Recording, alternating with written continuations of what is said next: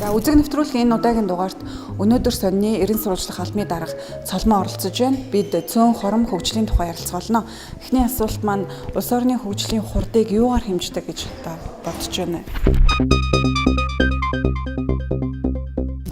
Манай улсын хувьд улс орны хөгжил маань яст мэлхийн урд гэж хаашаа тэрнээс арай жоохон хурдхан явж л байна л да.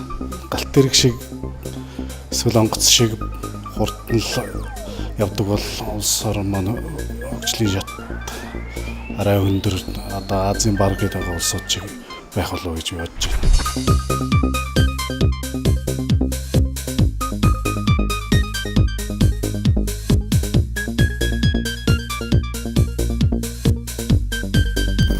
Нэлээд шөмжлөлтэй хандж шиг байна л да. Ер нь хөгжлийг удаашруулж байгаа, гацааж байгаа ямар хүчин зүйлүүд байна гэж харж байгаа вэ? Тэгээд дунд чатанда төрийн албан агчид эрх мэдлээ уруулаа ашигладаг, албан тушаал эрх мэдлээ баяжих, халаасаа зузаалах хэрэгсэл болгосон тийм албан хүмүүсээс олжлоо хөгжил маань улс орны хөгжил удаашраад байгаа юм болов уу гэж үздэг. Шүүхээр гин буруутай эсгээд тогтоолгосныхаа дараа энэ төрийн өндөр албан тушааллууд хашсан бол арай нэрэн цэвэр тэгээд улс орны хөгжилч бас ард түмэн тэрнийх нь хэрэг дэмжих байсан болов уу гэж би үздэг.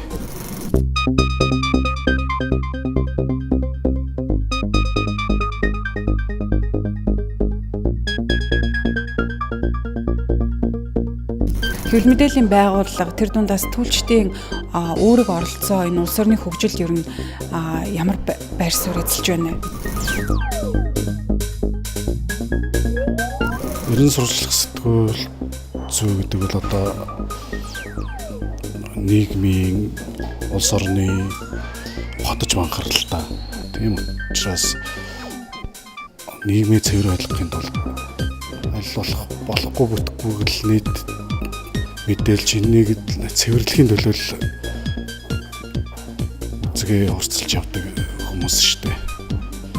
Тийм учраас улс орны хөгжилд оруулж байгаа хувь нэмэр маань бол одоо нийгмийг цэвэрлэхийн төлөө